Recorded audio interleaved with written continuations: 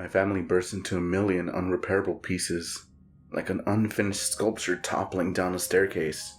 If you haven't been through something similar as a child, you will never understand what a profound impact on your life it can have on the foundation of your entire being. That which to you is the only solid and unchanging thing in your life starts going downhill.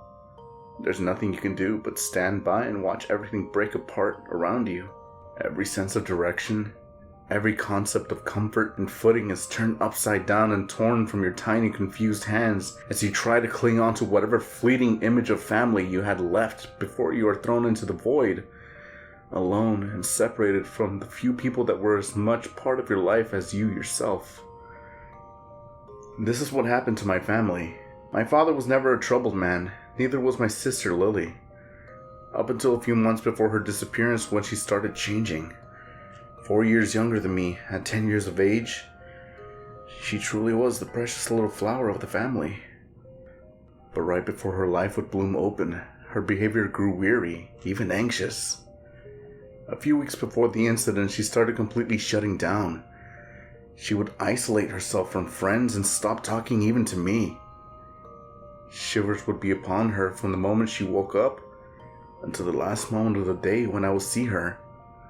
Our little ritual of me saying goodnight and sneaking a comic book or a cookie into her bedroom turned into a little more than me sitting at her side of her bed, petting her hair, hoping that despite whatever she was going through, she was still open to receive my affection and my warmth on some level, praying to the God I was taught about, the gods from my favorite movies, and other divine entity I could picture, that my unrelenting presence and patience would pierce her icy shell and reach her, however deep she hid it inside. Eventually, even my touch made her flinch, and her flinch made both of us cry. One day, one of our teachers had called to inquire about a letter Lily was supposed to deliver to my parents. After my father's confusion and confirmation that he had indeed not received any letter, he was told that the teachers had organized a meeting with the student counseling, and that both my parents were expected to come. Lily's behavior had become so worrisome that the school had seen no other option. Perhaps, at that point, it had already been too late. Perhaps my parents were irresponsible and too slow to react. Whatever the case, 2 days later, when I went to wake up Lily, she was gone. Up into thin air she went, with only a pair of boots and her coat. However slow to react my parents might have been prior to the incident, it didn't take more than 2 minutes of searching the house before their shouts turned into screams and their screams turned into shrieks and sobs. I remember as a 14-year-old boy, I stood there engulfed in the numbness and shock. Everything happened so fast that at that moment, various police officers, family members, and neighbors came and went. The neighborhood organized a search party under guidance of the local police, all while I sat in a daze on the porch, a blur of faces drifted in and out and focus stringing together an endless stream of questions and consolations. Eventually I was left alone, and in a matter of days I regained my senses. It felt like I had awoken to a new and hostile world. My house was empty and cold, not only because of the empty stool at the dinner table, the cold little nook of the couch that was hers and none of us dared to sit in, or the dark and changing bedroom she used to play so happily in, but increasingly also because the unpleasant void that was made up of the growing distance between my parents stemmed from their completely different ways of dealing with it. And in several cases, my mother continued the searches, mostly alone, sometimes with a group of neighbors that grew smaller and smaller as the days went past. Sometimes she came home from work, ate a few sandwiches and left, still in her nurse's uniform, to spend the entire night driving around the neighborhood, handing out flyers, and in several cases being escorted back by the police for causing disturbances. The police, as well as most of the people in the neighborhood, were incredibly understanding and supportive, but shouting Lily's name for hours on end in the middle of the night was simply not acceptable, no matter how sorry people felt for us. My father was the complete opposite. Instead of actively looking for Lily, he seemed to have given up already. Instead of focusing his energy and grief outward, he focused it inward. For hours on end, he would lock himself up in his tool shed in the backyard. He'd come out only as infrequently as my mother came out to home to eat, trying to salvage what was left of their marriage by spending at least the cold dinners together. Anytime he came out, he was in his dirty work clothes, his hair filled with dust and dirt, his hands white and black. I rarely ever saw my father any other way during that time. For all I know, he might have woke up that way and went to bed that way. Several months went by in more or less the same monotonous way, yet I never managed to get used to it. One night, when having dinner, my father came in late. My mother had not even noticed and was halfway through her third slice of pizza when my father barged in. His excited demeanor so unexpected I couldn't help but just stare at him. We had to go to the backyard, he pressured us. My mother by now had grown completely cold to the man she once called husband, didn't hide her reluctant and complete disinterest in what he had to show us, but eventually motioned me and followed him. Its form entered my sight before I made my way through the back door. So large it was, so shiny and impressive. This is what my father had been occupying himself for weeks upon weeks. A giant marble statue depicting a girl reaching one arm up to the sky and one arm bent to her chest holding a flower. A lily, of course.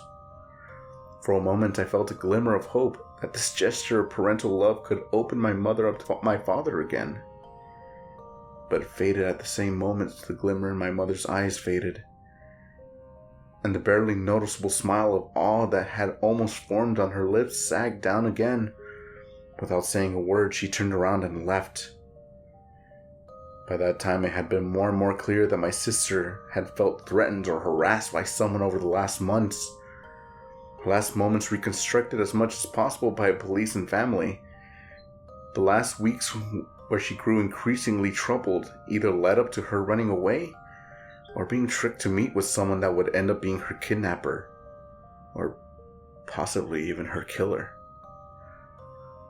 These revelations came about only through puzzling together bits and pieces of information her friends and teachers could report on. Police concluded that, to make things even worse, Lily was likely abused to some degree. Upon learning this, my mother's coldness towards my father's attitude developed into a piercing hatred. My father's obsession turned him into a snarling, distant man, completely detached from any fatherly duties. Upon the conclusion that she had shown signs of post-traumatic stress and possible abuse, her house as well as the houses of our closest relatives was searched to no avail. My father seemed to barely even notice the dozen or so officers ransacking the place and resumed his never-ending upkeep of the statue. My mother, in turn, gripped her cup of coffee across from me on the table and blankly stared at the print on my shirt with dark and baggy eyes, and her cigarette burned itself out in her fingers and let it all happen, as if the last bit of life that she had left was stomped out by the unspoken accusation of being responsible for the disappearance of her own child. The divorce came soon after that. As things go, I ended up living with my mom. Years went by like this, my mother and I, and eventually she moved on and met another man, and we started to heal. My father, however, still lived in our old house, where I would visit him from time to time. Never did he regain himself, though. He stopped taking care of the house, stopped taking care of himself. He stopped taking care of me. The only thing he cared for was the statue that I was never allowed to go near to, and the exuberant flower garden that had expanded under his increasingly pale hands over the years. To me, it looked like a fly dancing around a light bulb. It would never truly reach, obsessed with the brightness of it until it died from exhaustion. I saw my father as a thinning, gray old man, only kept alive by indulging in the beauty of the shiny marble and the lavish bright colors of the flowers. I saw him as a loving but broken father that had always been good to me, that desperately tried to cling on to the image of our family. And I felt like my mother had abandoned that family. Even though she now took care of me and did her best, she was the one that left. She was the one that moved on. For my father, Lily was still alive. And for my father, our family was still whole. Despite all this, I stopped going to my father eventually, as the house started falling in disrepair and I started building my own life. I accepted that there was nothing left for me to do, and I simply hadn't the room or energy in my life to hold on to painful memories.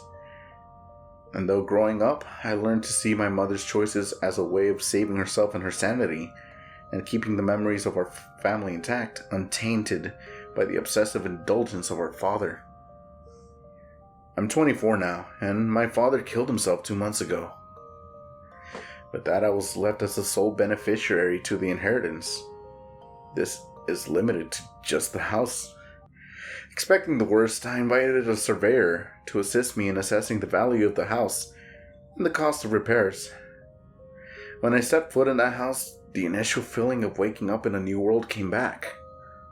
The poor state of the house was only emphasized how beautiful and loving our family had been at one point, turned to decay overnight. Many things were still as I remembered them. My father had never moved the couch. He had never taken down even a single picture. 4 plates still sat down at the table, one containing my father's half-eaten last meal, the other 3 covered in a layer of dust and dirt, but otherwise untouched, as if he had dreamed of us being with him every night. Or worse, I imagined, with a sharp pain in my chest, as he had simply been waiting for us to come back, and we never did. Having worked through the entire house, we entered the backyard. The edges overgrown by weeds. The tool shed in the back rotten and half collapsed, but the garden and statue still in decent condition, though not as pristine as I expected. The garden was somewhat unkempt, the statue a lot duller than I remembered. When I asked the surveyor if he could estimate the value of a slab of marble of that size, he looked at me for a moment before he chuckled and patted me on the shoulder. All in all, the house managed to sell reasonably quick. An old couple bought it as a project, and since there wasn't any structural damage, they could start living in the house relatively quickly. So I am typing this as I stumble my way home from the police office. Once again, my entire world is upside down. The new owners on inspection of the statue noticed the paint had started to flake off. Upon realizing the statue in their backyard wasn't actually valuable marble, but concrete, meticulously sculpted, painted, and treated to resemble marble, they decided to take it down and put a swimming pool in the yard instead.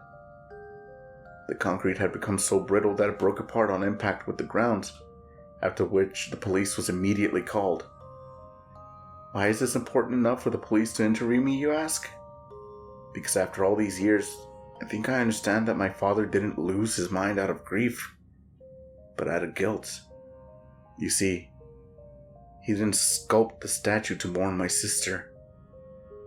He did it to hide the body.